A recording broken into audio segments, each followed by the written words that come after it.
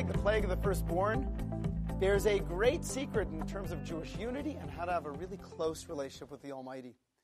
It starts off in the final moments the Jewish people are in the Egyptian exile. God comes to Moses and says, gather the children of Israel. Tell them that every household should take a lamb. Slaughter that lamb. Take the blood from that lamb and smear it on the inside of the doorposts and the lintel of your homes. Then cook that lamb, and as a family you will eat the meat. This was known as the Paschal offering, or the Korban Pesach.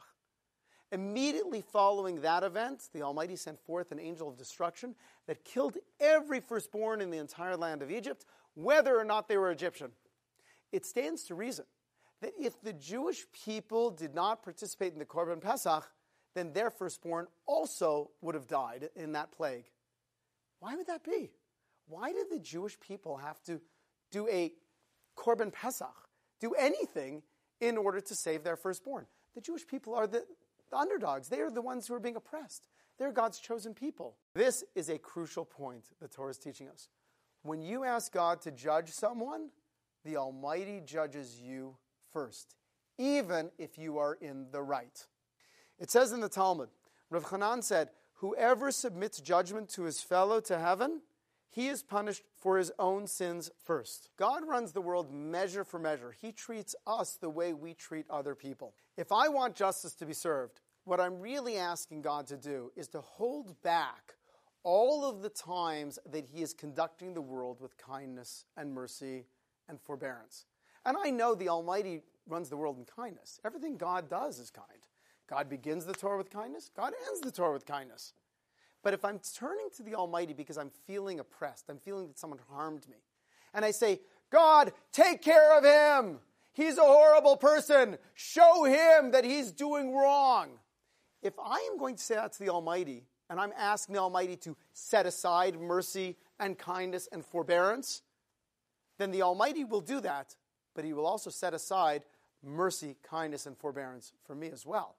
And I will be subject to the same scrutiny that I'm asking the Almighty to put forth on that other person. When I do that, my relationship with God becomes one of justice and not one of mercy. So therefore, when the Jewish people asked that God should come down on their persecutors, the Egyptians, they had to show the Almighty that they were loyal to him. That is the essence of the Korban Pesach. They said, listen, God, I know that this lamb was held up as an idol by the Egyptians. And God, I'm telling you that I never bought into it. I'll kill this lamb, I'll smear its blood on the doorpost, and I'll eat it with my family, and I'll show you, God, that you are God and nothing else is God. When the Jewish people exhibited that loyalty to the Almighty exhibited that loyalty back to us. And this is a point that we need to take to heart. Every human being that walks on the face of the earth is created in the image of God. Everyone has good points. Everyone has annoying points. It is our choice what we focus on. When the Talmud tells us, Dan es kol adam l'chavschus, the rabbis are explaining that we should look at a human being in his entirety and recognize the good in that person, recognize the godliness in that person. If we insist on judging other people for their mistakes, then what we are saying is that people make mistakes and they should be held accountable to those mistakes.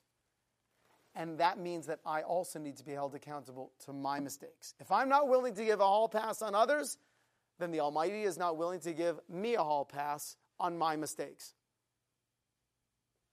However, if we choose to see the good in each other, if we choose to be more accepting of each other, the way we wish other people to be more accepting of us, so then we build a sense of unity in our community, and we also build a closeness with the Almighty. I'm Rabbi Yitz Wyne of the Young Israeli Yeshiva Las Vegas.